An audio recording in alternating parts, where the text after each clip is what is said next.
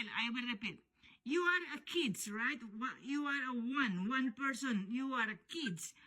How many legs of one kids? You have two, right?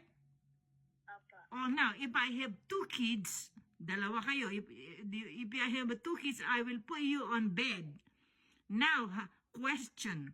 How many total of the legs if I put two kids in one bed?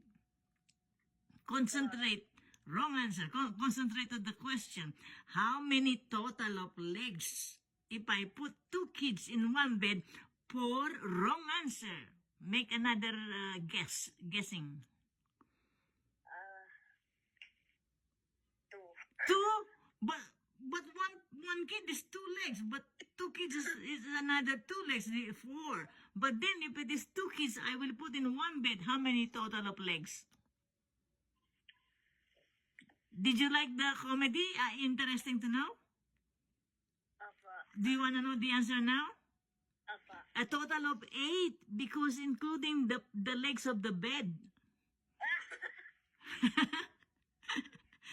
A square of the bed is 4 legs, right? Yes? That is a tricky question.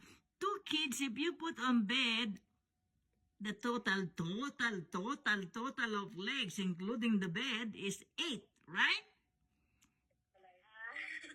Can you remember that and you can give that to your school joke to your classmate, right?